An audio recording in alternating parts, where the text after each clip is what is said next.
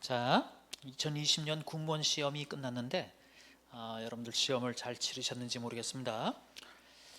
우리 국어는 이제 25문제가 출제가 되었는데 전체적으로 볼 때는 좀 어려웠다는 그런 이제 이야기들이 있었어요. 실제로도 우리가 수업 시간에 다루지 않았던 그런 내용들이 한 3문제 정도 출제가 되었던데 이런 게 이번에만 그럴 것이냐? 앞으로 시험에도 일단 그 군무원 그 채용 시스템에서 출제가 된다면 그럴 가능성이 높습니다. 국어가 이 공무원 시험을 통틀어 가지고 우리 국어 군무원이 제일 어렵다 그랬죠. 그렇다면 앞으로 어떻게 공부를 해야 되느냐? 한 3개 정도 그렇게 우리가 수업 시간에 다루지 못하는 그런 깊은 내용, 수준 높은 내용이 나오더라도 적어도 나머지 문제는 반드시 맞춰야 된다는 거죠. 그러니까 우리가 배운 것만큼은 절대 틀리면 안 되는 겁니다. 그래서 여러분들이 앞으로 이제 공부를 또 이제 시작해서 내년을 대비하고 이러는 분들도 있을 텐데 여러분들이 이제 명심하셔가지고 강의 시간에 다루는 한문이라든지 문법이라든지, 그러니까 평소에는 이제 한문하고 문법을 열심히 해두는 것이죠. 그러니까 문제풀이 시간에 이제 독해를 해나가면 되니까 평소에 하여튼 한문하고 문법 아주 여러분들이 철저하게 공부를 해두셔야 됩니다. 자, 이번에는 전체적인 경향이 어땠는지 단원별로 한번 살펴볼까요? 자, 2020년 7월 달에 있었던 자, 우리 국어 전체적인 영역이 한문이 있고 두 번째 문법이 있죠. 이 문법은 또 3가지 영역으로 나누지 않습니까? 뭡니까? 현대문법, 그죠? 그 다음에 고전문법, 생활문법이 있죠. 국어생활이라고 이렇게 3가지로 나누고 그 다음에 독해도 있다는 거죠. 이 독해는 또 역시 3가지 영역으로 나누죠. 현대문학 독해, 고전문학 독해, 비문학 독해, 이렇게 3으로 또 나눕니다. 선생님이 한번 쭉 훑어봤더니 이번에는 한문에서 2문제가 출제가 되었더라고요. 그리고 현대문법 부분에서 7문제가 출제되었어요. 이 고전문법은 예전에 우리 군문에서 자주 출제됐었는데 이번에는 출제되지 않았어요. 이번에 출제되지 않았으니까 절대로 공부할 필요가 없다. 아니겠죠? 이게 또 우리 이 공무원 시험은 문항수가 얼마 안 되다 보니까 한 2, 3년 안 나던 것이 갑자기 또 여러 문제가 나기도 하고 막 이래요. 그래서 고전 문법도 철저히 공부해 두셔야 됩니다. 생활문법, 국어생활에서 7문제가 출제되었습니다. 이래서 이 문법편을 살펴보면 14문제. 이 14문제니까 우리가 4를 곱해보면 어떻습니까? 4, 74, 4, 4, 16, 56%, 한 60% 출제된 거죠. 그러니까 이 한문하고 이 문법편이 한 6, 70% 정도 출제가 된 겁니다. 그래서 여러분들이 문제풀이 전까지는 이 부분을 아주 열심히 공부해야 한다는 거죠. 이 부분을 열심히 공부해야 한다는 겁니다. 자, 그래놓고 이 독해 영역에서는 또 어떻게 출제되었는지 한번 볼까요? 현대문학에서 한 문제. 그러니까 이 한 문제도 사실 소설을 가지고 출제를 했는데 속담하고 연결하는 문제예요. 그러니까 국어생활하고 연결되는 그런 문제였던 거죠. 그러니까 이 문법과 관련된 영역이 진짜 비중이 높았던 거죠. 그 다음에 고전문학, 이 고전문학이 군무원 시험에서 자주 출제되었는데 이번에 출제가 안 됐어요. 그렇다면 내년 대비하는 분들은 더 열심히 공부해둬야 됩니다. 내년에는 날 가능성이 더 높아졌으니까. 자, 비문학 같은 경우 비문학이 8문항, 그래서 모두 9문제가 출제가 되었습니다. 이게 뭘 얘기하는 거냐면 이번에는 요 고전 문법하고 고전 문학에서 출제가 잘 되지 않았죠. 그리고 또 한 가지 특이한 경향이 뭐냐? 이전 시험까지는 문학사 문제가 출제되었잖아, 그죠? 고전 문학사, 현대 문학사 한 문제도 출제가 되지 않았습니다. 그러니까 요번부터 시험 문제가 발표가 되기 시작했잖아, 그죠? 공개가 되기 시작했어요. 이러면서 항상 이렇게 문제가 비공개에서 공개로 돌아서게 되면 문제 유형이 바뀌게 됩니다. 그래서 지금 서울시 공무원 시험도 국가직으로 국가직 지방직 시험과 같은 날 같은 기관에서 출제를 하면서 경향 확 바뀌잖아, 그죠? 교육행정직도 통일되고 앞으로 이제 군무원도 그렇게 통일될 가능성이 높겠죠. 근데 어쨌든 문제가 공개되면서 더 신중해졌고 그래서 문제 경향이 좀 바뀌었다는 겁니다. 자, 이런 거 감안해서 여러분들이 공부를 하시면 좋겠죠. 이번에는 고전 문법, 고전 문학에서 출제되지 않았지만 늘 그렇지는 않을 것이다 라는 거. 그 다음에 영역을 이렇게 보면 수능과 달리 뭐 어떻다는 겁니까? 골고루 다 출제가 되고 있다는 겁니다. 현대문학 비중 낮지만 다음에는 또 여러 문제 날 수가 있습니다. 그러니까 우리는 골고루 공부를 해둬야 되는 것이죠. 자, 그렇다면 문제 수준은 어땠는지 한 문제 한 문제 같이 한번 풀어보시죠. 자, 여러분들이 처음 공부 시작하는 분들은 저런 식으로 출제가 되는구나 경향을 파악하시고, 자 이제 합격을 앞두고 있는 그런 분들은 참고 삼아 보시고 1번 문제부터 보겠습니다. 1번 문제, 혼문장에 대한 설명, 혼문장에 해당하는 거 포인트가 뭡니까? 여러분들 문제 풀 때 포인트 딱 잡아야 되는 거 아닙니까? 혼문장입니다. 이 혼문장은 뭐가 한 개입니까? 서술어가 한 개입니다. 서술어가 한 개인 문장이 혼문장이에요. 아니, 그럼 여러분들 결국 이 문제 뭘 알아야 된다는 겁니까? 서술어를 잘 알아야 한다는 소리죠. 서술어가 될 수 있는 게 뭐냐라는 겁니다. 서술어가 될 수 있는 거, 모든 문장 성분, 하여튼 문장 성분 묻는 문제가 나왔다. 그럼 세 가지 아닙니까? 단어, 단어 더하기 단어, 구, 절. 하여튼 문장 성분이 될 수 있는 요건은 요 세 가지밖에 없어요. 그럼 답 따라 보죠. 뭐 단어 중에서 서술어가 될 수 있는 게 뭐냐? 동사, 형용사지요. 뭐 그럼 단어 더하기 단어, 보통 단어 더하기 단어 하면 앞에 있는 단어는 체언이고 뒤에 있는 단어가 격조사, 조사죠. 체언 뒤에 서술어가 돼야 되니까 서술격 조사 붙은 거, 물론 서술격 조사 생략 가능하죠. 자, 이거 하나 있고 이거 하나 더 있습니다. 단어 더하기 단어, 서술어는 뭐 있습니까? 본용언과 보조용언을 결합한 것도 서술어 하나죠. 군화절 한번 보실까요? 자, 동사구, 형용사구, 서술구, 이렇게 세 가지 종류가 있고, 절은 뭐 당연히 서술절이겠죠. 자, 그럼 어디 한번 맞춰봅시다. 1번 딱 봤더니 서술어가 몇 개인지만 보는 겁니다. 1번 딱 봤더니 어제 빨간, 빨간 서술어죠. 빨간이 왜 서술어입니까? 형용사니까. 빨간은 형용사입니다. 자, 한 개. 두 번째, 모자를 샀다. 샀다? 서술어입니다. 왜? 동사니까. 그러니까 여기서 답이 다 나와요. 여기서 이렇게 풀어야 아주 정확하고 딱 맞아 떨어지게 할 수가 있습니다. 일단 1번 답 아니죠. 서술어 두 개니까. 2번 봄이 오니, 오니 요거 서술어입니다. 왜? 동사니까. 봄이 온다, 는다, 니은다 붙을 수 있으니까 동사죠. 꽃이 피었다, 피었다 서술어입니다. 왜요? 동사니까. 꽃이 핀다, 는다, 니은다 붙을 수 있으니까 동사죠. 역시 두 개라서 요거 답 아닙니다. 세 번째, 남긴, 남긴 서술어네요. 왜?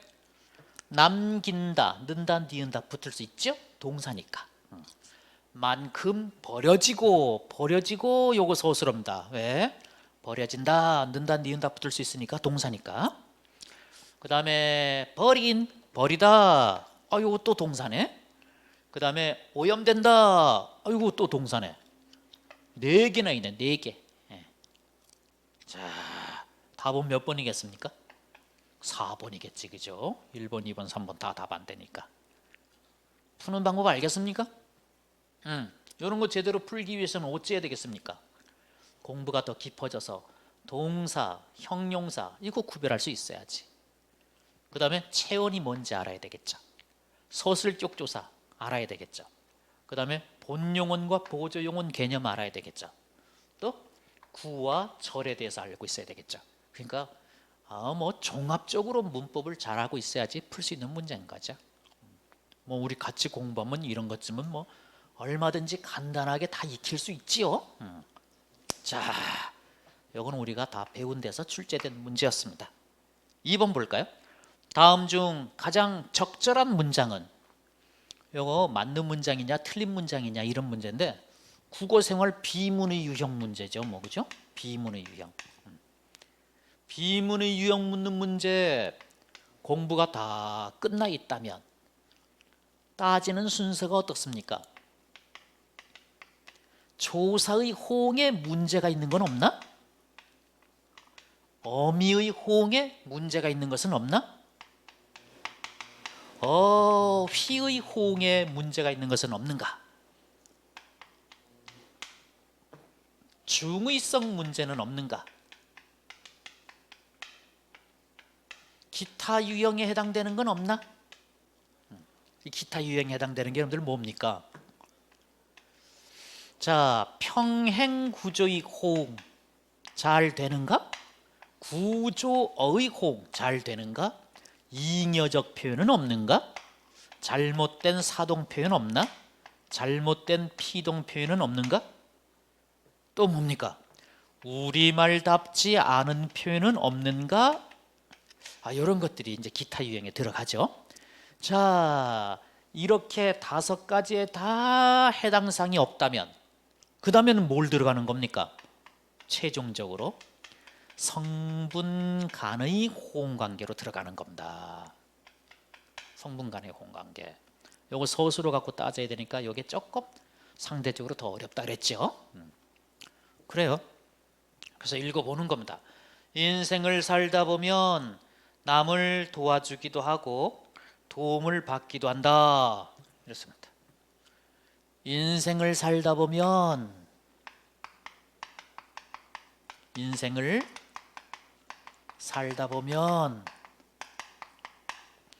남을 도와주기도 하고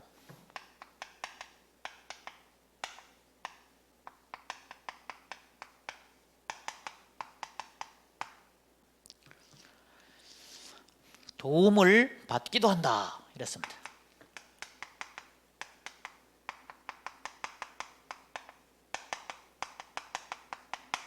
여러분들이 읽어나가면서 조사, 어미, 어휘, 중의성, 기타 여기에 해당이 없다는 걸 이제 느끼는 겁니다. 그렇게 탁 느꼈다면 아이고 이건 성분 간의 호응관계 문제구나. 성분 간의 호응관계 따질 때는 어떻게 한다고요? 이렇게 읽어나가면서 뭐 하는 겁니까? 서술어를 찾는 겁니다. 그 서술어 일단 절이 있을 때는 절은 쓱 지나칩니다. 그리고 연결어미가 나왔을 때는 멈추고 따지는 겁니다. 인생을 살다 보 뒤에 면? 요거 연결어미 아닙니까? 가정을 나타내는 종속적 연결어미. 그럼 멈춰야지. 따집니다. 살다 보면 누가 무엇을 살다 보면 누가 무엇을 살다 누구는 생략됐겠죠. 무엇을 살다 인생을 사는 거겠죠. 자, 요거 2자리 서술인데 생략 가능, 필요한 문장 성분 다 있죠. 인생을 살다, 누군가가 살다 말 잘 되네. 여기가 문제가 없었던 거예요. 그럼 이제 또 지나가는 겁니다. 남을 도와주기도 하고 서술어 또 찾았습니다. 요거 연결어미거든. 멈추고 따져야 됩니다. P2 도와주기도 하다. 이거 소수로입니다. 왜? 본용은 더하기 보조 용언이니까. 이건 왜 소수였습니까? 동사니까. 하여튼 문장 성분 따지는 방법은 단어 더하기 단어, 구화절 세 가지밖에 없어요. 그 세 가지 딱 익혀두면 얼마나 편리한지 몰라요. 자, 도와주기도 하다. 본용은 더하기 보조 용언이니까 서술어죠. 누가 누구를 도와주다. 두 자리 서술어네. 누가는 생략 가능이겠죠. 누구를, 남을, 필요한 문장 성분 다 있고요. 의미 호응 잘 됩니다. 문제가 없어요. 또다시 이제 또 따져나가는 거죠. 뭐. 받기도 한다. 서술어입니다. 왜? 본용은 더하기 보조 용언이니까. 몇 자리 서술어냐? 누가 누구로부터 무엇을 받다. 세 자리네. 누가는 요거 뭐 통일 주어겠죠, 뭐 그죠? 누구로부터 요거 없네. 무엇을 받는데? 요건 있군요. 자, 이거 우리가 봤더니 부사어가 지나치게 생략되었네, 그죠? 부사어가 누구로부터 도움을 받는지 알 수가 없잖아, 그죠? 남으로부터 받는 건지 아니면 신으로부터 받는 건지 아니면 아버지로부터 도움을 받는 건지 알 수가 없죠. 그래서 이건 지나친 부사어의 생략 이겁니다. 자, 두 번째, 형은 조문객들과 잠시 환담을 나눈 후 요거는 어휘간의 호응이 안 되는 겁니다. 자, 여러분들 조문객이잖아요. 지금 상을 당한 사람을 찾아온 손님, 그게 조문객이죠. 그들과 환담을 나눠? 환담이라는 건 뭡니까? 기쁠 환 말씀담, 기뻐하며 이야기를 나눈다는 겁니다. 그러니까 어휘의 호응이 안 되잖아요. 자, 이제 3번으로 가볼까요? 가벼운 물건이라도 높은 위치에서 던지면 인명사고나 차량 파손을 일으킬 수 있다. 읽어나가면서 요 5번까지 눈에 띄질 않습니다. 그럼 이거 성분 간의 호응 관계 문제라고 봐야 되겠네요. 가벼운 물건이라도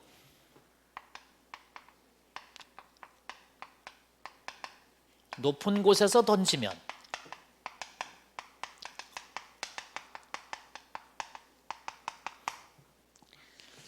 그 다음에 인명사고나 차량 파손을 일으킬 수 있다.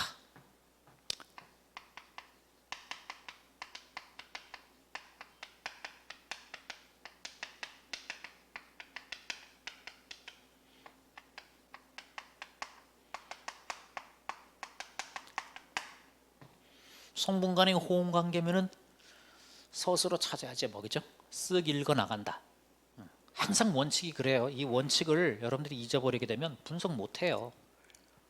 원칙 무조건 뭐냐? 첫 번째 뭐라고? 읽어 나가면서 절은 무시,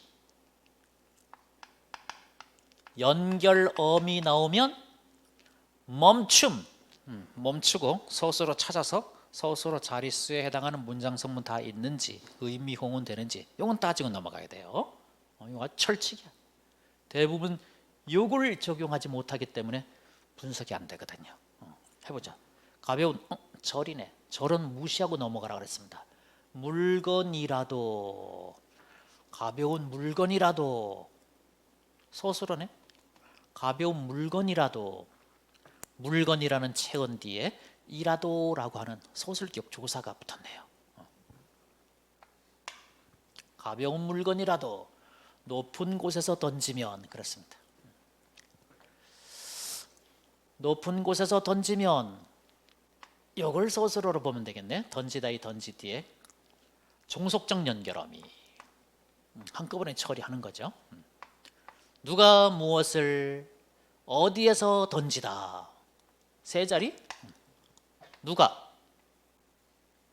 던지는 사람이 던지겠지 뭐. 생략 가능. 무엇을? 가벼운 물건을. 이게 목적어 자리라고 한다면 이거는 목적격 조사, 서술격 조사가 아니라 목적격 조사 대신에 쓴 보조사라고 봐야 되겠죠. 어디에서? 높은 곳에서.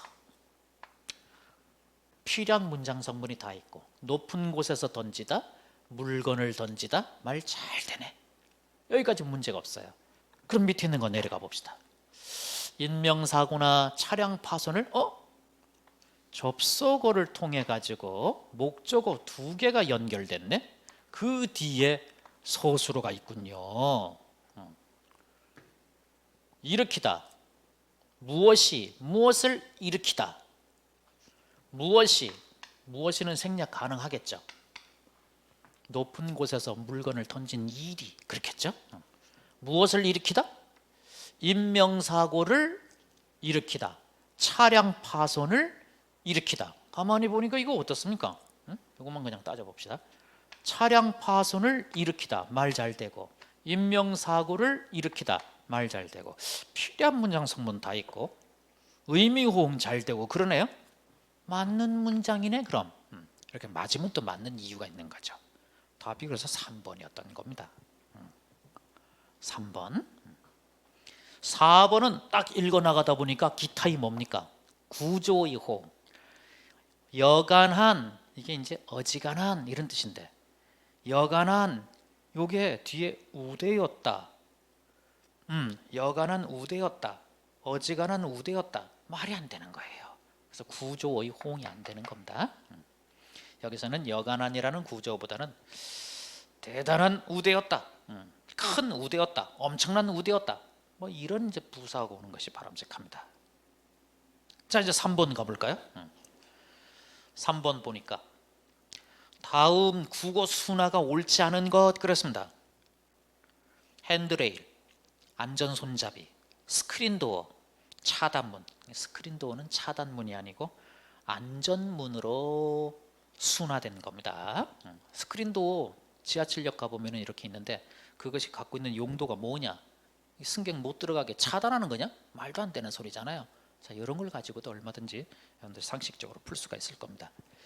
자, 이제 4번. 밑줄 친 부분의 비유 방식이 다른 것은 그랬습니다. 우리 비유법 배우지 않았습니까? 자, 비유법 중에서 이 문제 같은 경우는 비유가 원관념을 보조관념에 빗대어 표현하는 방법인데 대유법하고 은유법을 구별하는 그런 문제예요. 대유법이라는 건 뭡니까?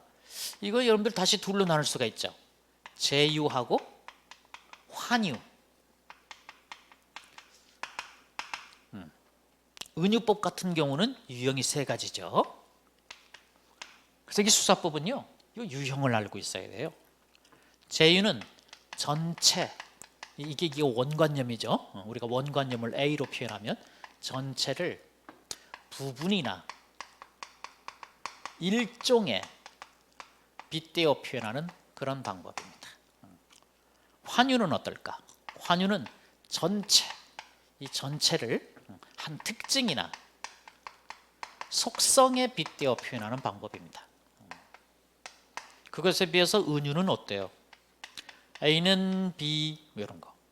그 다음에 원관념을 감춘 B만의 보조관념도 있죠.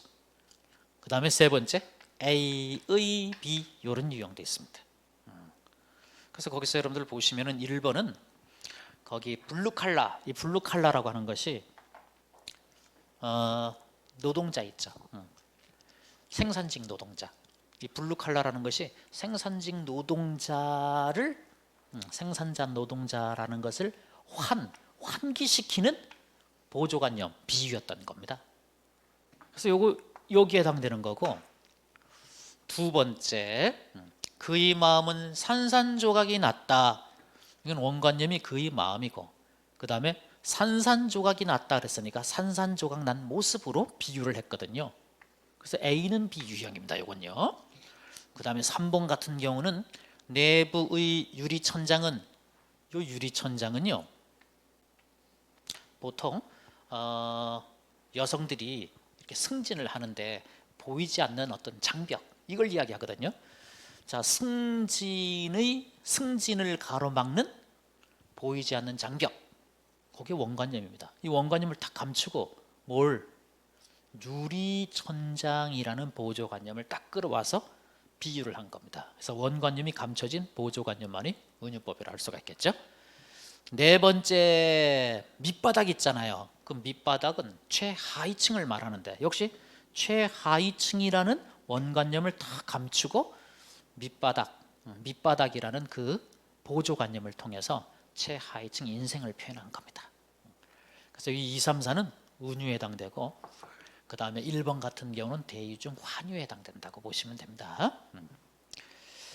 자, 이번에는 5번 보실까요? 5번. 다음 글을 요약한 것으로 가장 적절한 것은?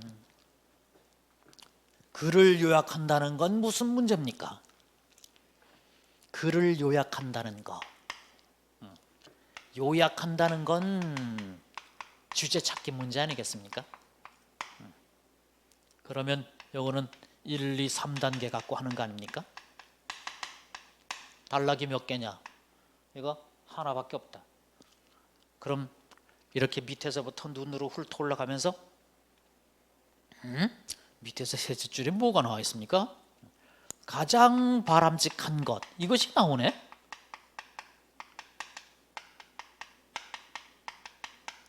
이게 이제 접속사는 아닌데 가장 바람직한 것은 이렇게 나오게 되면 이게 필자가 가장 바람직하게, 가장 중요하게 생각하는 거 아닙니까?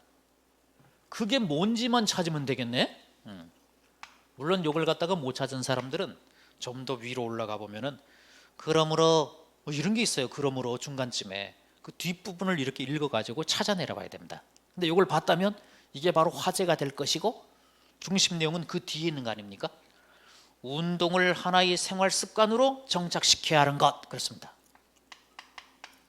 운동을 생활 습관으로 정착시키는 거래요. 그러니까 이 내용이 몇 번에 있는 겁니까? 2번에 있는 거지 뭐, 그죠? 자, 6번 로마자 표기법 규정. 이건 상당히 쉽게 출제를 했죠. 로마자 표기법 규정. 이 로마자 표기법 규정 같은 경우 여러분들 4번 보게 되면 금강이 나왔는데 이 초성에 있는 기역은 뭘로 적어야 됩니까? G로 적어야지. 근데 거기 뭘로 적어놨어요? K로 적었으니까 그것만 보고도 아주 쉽게 이건 맞힐 수 있는 문제였던 거죠. 자, 그럼 D로 한번 넘어가 가지고요. 이제 7번 문제를 풀 차례겠죠? 7번 문제를 풀 차례인데 비문 문제가 한 문제 더 출제가 되어 가지고요. 이거 써먹으려고는 자꾸 이쪽에 쓰다 보니까 지저분해지죠. 뒤에 넘기셔서 15번을 보세요. 15번의 비문 문제가 또 한 문제 더 있어요.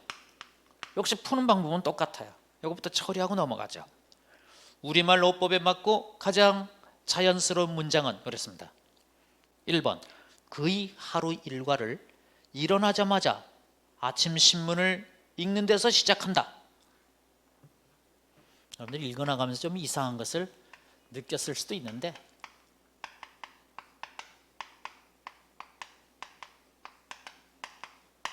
못 느꼈다면 성분 간의 호응관계 따지는 방법을 이용하면 되죠.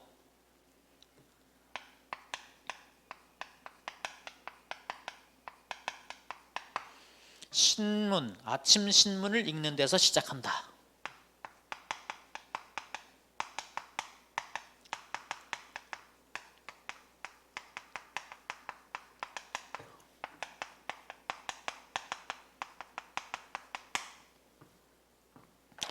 어디 한번 볼까요?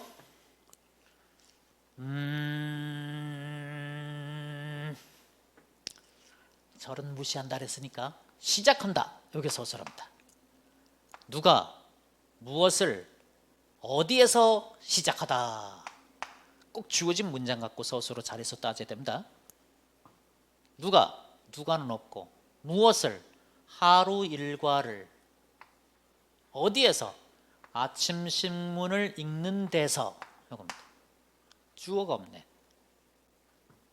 근데 문맥 딱 보니까 주어는 이게 돼야 될 것 같죠. 하루 일과를 아침 신문을 읽는 데서 시작하는 게 누구냐? 그. 그래서 이 그는 이렇게 돼야 됩니다. 요거 주격조사가 와야 될 자리지 관형격조사가 올 자리가 아니죠. 주격조사 대신에 뭘 쓸 수도 있습니까? 보조사 쓸 수도 있죠. 그래서 그는 하루 일과를 일어나자마자 아침 신문을 읽는 데서 시작한다. 이렇게. 자, 일어나자마자는 이제 언제 해당되는 부사어인데 이거 처리하려면 얘랑 묶어서 처리해야 되거든요. 지저분하니까 그냥 냅두는 겁니다.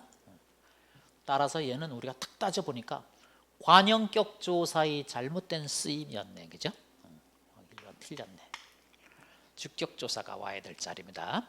저녁 노을이 지는 들판에서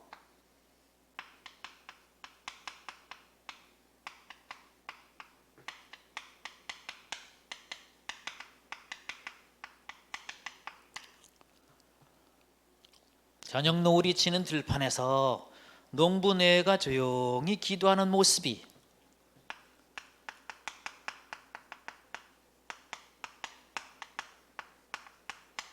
조용히 기도하는 모습이 멀리 보였다. 역시 1, 2, 3, 4, 5 무슨 조사가 잘못된 거라든지 뭐 어미가 잘못된 거, 뭐 어휘의 쓰임, 중의성, 기타 이런 거 못 느끼겠다는 겁니다. 그럼 이건 성분 간의 호응 관계일 테니까 읽어나가면서 서술어 찾아야 되겠죠. 절은 무시, 절은 무시, 멀리 보였다. 요거 서술어입니다. 멀리 보였다. 이거 몇 자리 서술어냐? 한 자리 서술어입니다. 뭐가? 저녁 노을이 지는 들판에서 농부네가 조용히 기도하는 모습이 이게 주어입니다. 주어. 물론 그 안에 이제 절도 있지요. 조용히 기도하다. 그죠? 조용히 기도하다. 누가 어디에서? 농부네가 저녁 노을이 지는 들판에서 이제 절이었다는 거죠. 뭐 관형절. 자, 요것도 의미 호응 잘 되지. 농부네가 조용히 기도하다. 저녁 노을이 지는 들판에서 조용히 기도하다. 의미 호응도 다 잘 되는 거야. 다 잘 되니까 이건 뭡니까? 맞는 문장이지 뭐. 그죠?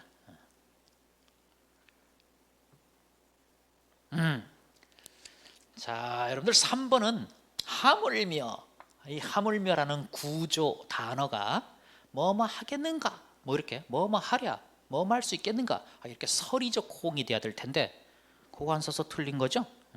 네가 풀 수 있겠느냐, 뭐 이렇게 나와야 됩니다. 졸업한 형도 못 푸는 문제인데 하물며 네가 풀 수 있겠느냐, 이렇게 나와야 됩니다. 그러니까 서리적 호응이죠. 설의가 뭐야? 설의가 설득하는 의문입니다. 설득하는 의문. 설득하는 의문. 설의법이 사용된 문장은 반어문이라고 합니다. 반어문, 의문문이라고 하지 않고. 네 번째는 제가 여러분에게 당부하고 싶은 것은 주변 환경을 탓하지 마시기. 그러니까 제가 여러분에게 당부하고 싶은 것은 이게 주어인데 그것과 호응되는 지금 서술어가 없는 거라고 봐야 되겠죠. 바란다는 것입니다. 그렇게 나와야 되겠죠. 이것도 많이 우리가 볼 수 있는 그런 유형인데 여러분들이 감을 잡을 수 있도록 힘들지만 칠판에 써서 한번 설명을 해드리면요. 제가 여러분에게 당부하고 싶은 것은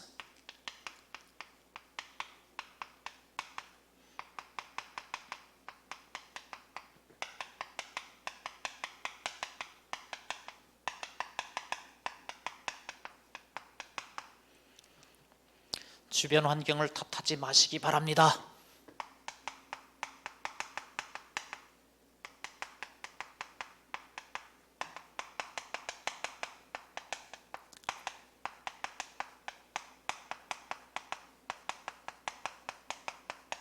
요거예요. 그럼 읽어나가면서 서술을 찾는 거죠. 탓하지 마시기 바랍니다.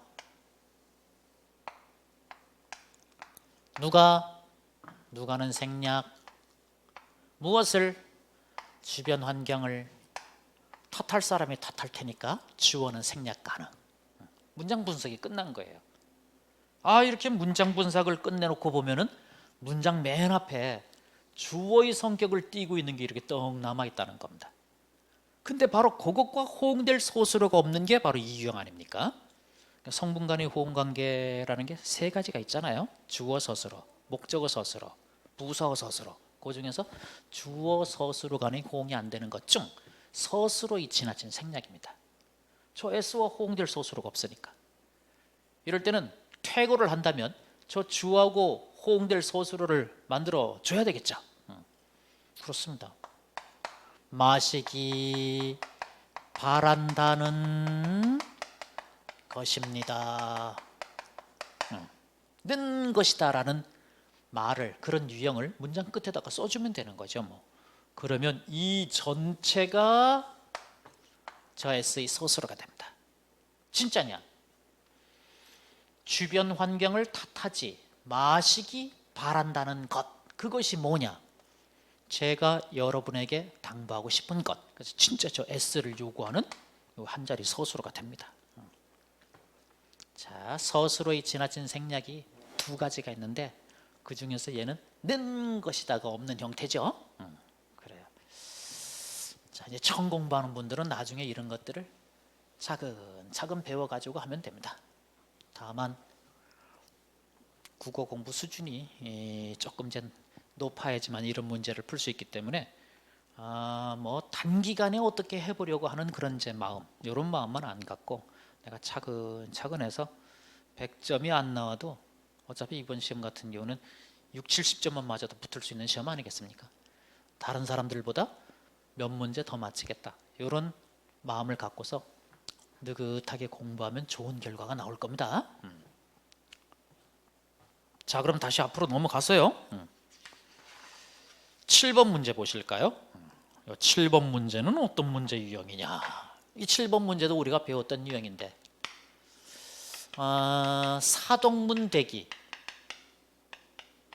뭐 또 피동문 대기, 이런 방법 있잖아요. 문제풀이에서 배웠던 거죠. 사동문 대기 방법, 첫 번째 파생적 사동, 두 번째 통사적 사동. 피동문 대기도 파생적 피동, 두 번째 통사적 피동, 이렇게 있어요. 자, 요게 두 가지가 있지요. 요것도 각각 방법이 두 가지가 있습니다. 파생적 사동, 파생적 피동은 파생어 만드는 방법을 쓴다는 겁니다. 자, 여러분들 파생어 만드는 방법은 접사를 넣어야 되잖아, 그죠? 접사를 넣어주는 겁니다. 용언의 근 뒤에 사동 전미사를 넣는 거죠. 사동 전미사는 이희리기 우구추, 요거 있는 거 알죠? 또 명사 뒤에 사동 접사, 구체적으로 써볼까요? 시키다, 요거 쓰는 경우.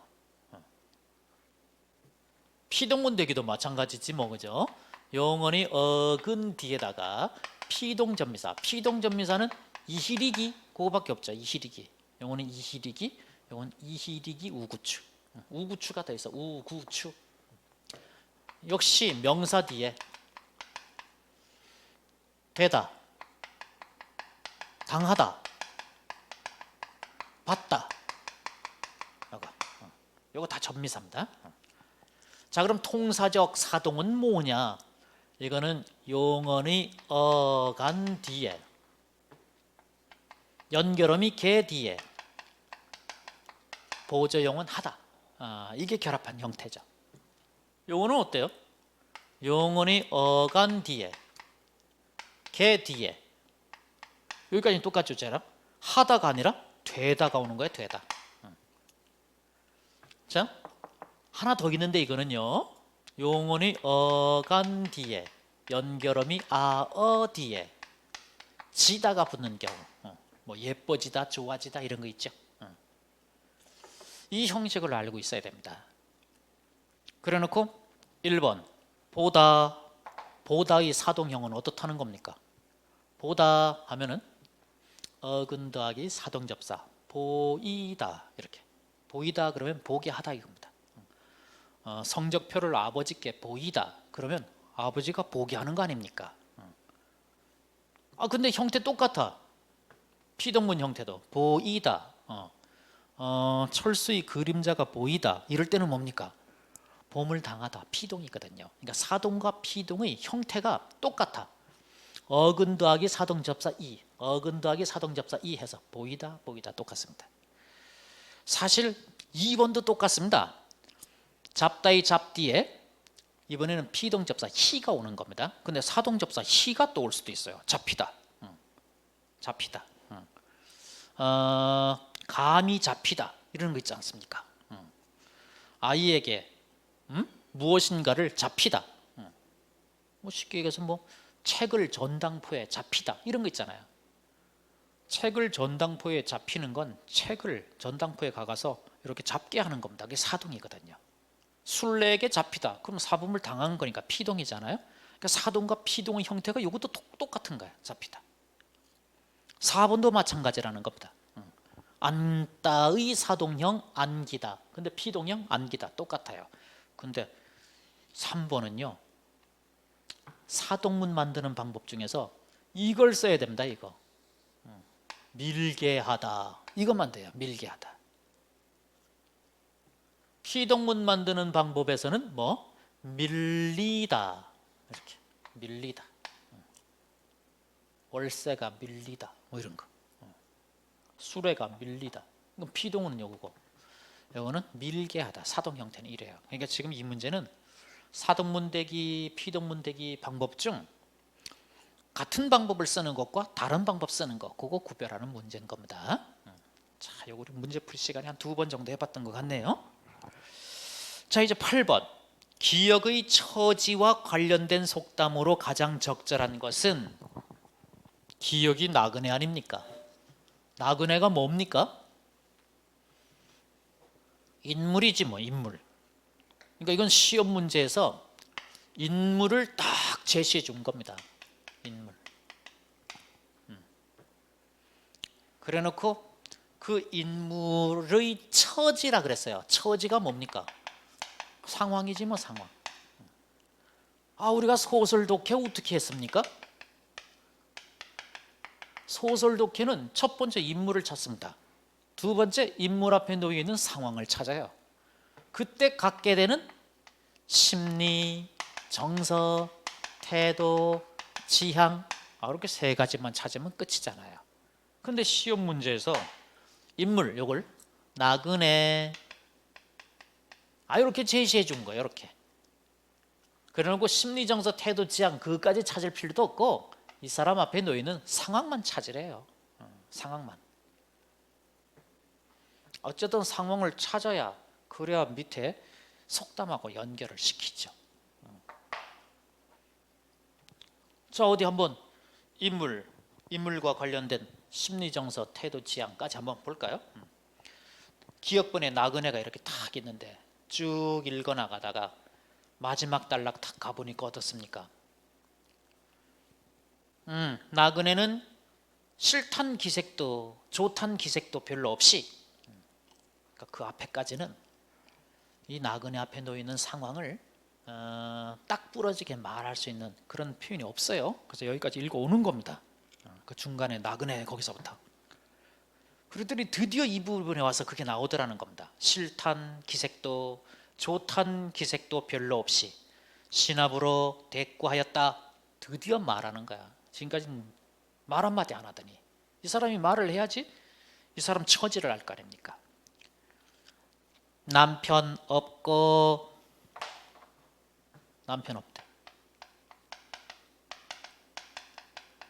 고 그랬으니까 이거는 대등정 연결어미 아닙니까?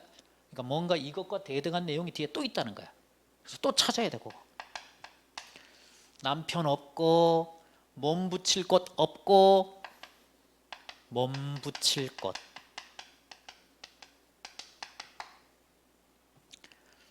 또 이리저리 얻어먹고 단계유 하고,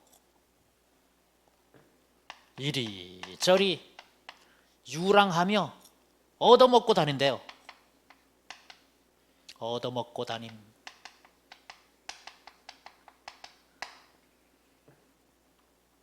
남편 없고 몸 붙일 곳 없다는 건 의지할 데 없는 거죠. 그 다음에 얻어먹고 다닌다. 의지할 곳 없이 하염없이 떠들면서 구걸하여 먹고 산다는 거네요. 그러니까 이런 상황과 관련된 속담을 찾으라는 겁니다. 패랭이에 숟가락 꽂고 산다. 이 패랭이가 옛날에 무슨 이런 장돌뱅이 뭐 이런 사람들이 쓰는 이 갓하고 비슷한 모자 아닙니까 이거? 거기다가 숟가락을 딱 꽂았대. 패랭이 집에서 씁니까? 떠돌아다닐 때 쓰겠죠. 떠돌아다니다가 숟가락 바로 뽑아가지고 뭡니까? 얻어먹는 겁니다. 그러니까 바로 이게 떠돌아다니며 얻어먹음 이 뜻입니다. 그러니까 답이 그래서 1번이 되는 거예요. 1번. 2번에 있는 태산명동의 서일필, 이거는 한문이죠. 한문. 정말 한문을 세상에 한글로 써놓으니 한문도로 생각해가지고 이걸 갖다가 우리가 생각해야 됩니다. 태산,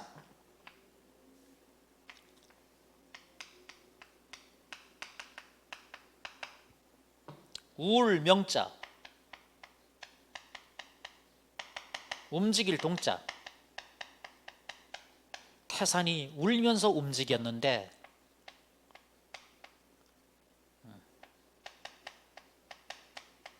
쥐서자죠. 서일필. 태산이 울면서 움직였는데 쥐새끼 한 마리 더 튀어나왔다는 겁니다. 그러니까 이게 뭡니까? 시작은 거창하나 끝이 미미함, 그 뜻이지 뭐. 용두사미하고 똑같은 거예요. 이거 아무하고 관련이 없잖아, 그죠? 시작은 거창하나 끝이 미미? 아니잖아요, 이게. 자, 그래서 실제로 이 문제까지 우리가 생각한다면 사실 한문 문제가 두 문제 놨다 그랬지만 한문 문제가 곳곳에 숨어 있어요, 곳곳에. 자, 터진 방앗공이에 보리알 끼듯하였다 그랬습니다. 방앗공이, 그 방앗공이가 이제 방아를 이렇게 찧을 때 쓰는 이 뭡니까? 공인데 찢는 도구지. 방아 찢는 도구. 쇠로 이렇게 생긴 것도 있고, 아니면 옛날에 나무로 이렇게 해가지고 그냥 찧을 수도 있고 그런 거죠. 절구 찢는 도구인데, 방아 찢는 도구인데, 그 방아공이 갈라진 틈에 보리 이삭이 탁 낀 거예요. 그 보리 알이 딱 꼈으니 그거 어떻게 하느냐? 그것도 그냥 내버려 두긴 좀 아깝죠.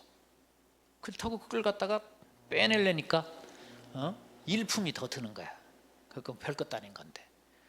그래서 이러지도 저러지도 못함, 또는 이러지도 저러지도 못해서 그냥 내버려둠, 이 뜻입니다. 이거는요.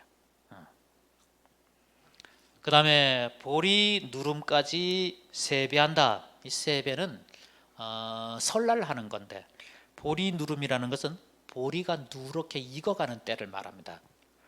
그럼 그게 한 4월, 5월쯤 된다고요. 음력으로 말하는 거죠. 그러니까 설날 끝냈어야 될 세배를 이때까지 한다는 것은 계속 그때까지 저랬다는 거거든요. 그러니까 계속 이렇게. 그러니까 이건 쉽게 얘기하면 과공비례를 말하는 겁니다. 지나친 공경은 아니다. 예의가 과공비례 말하는 거야. 지나친 공경은 예의가 아니다. 그러니까 지나칠 정도로 공손한 태도 취하는 겁니다.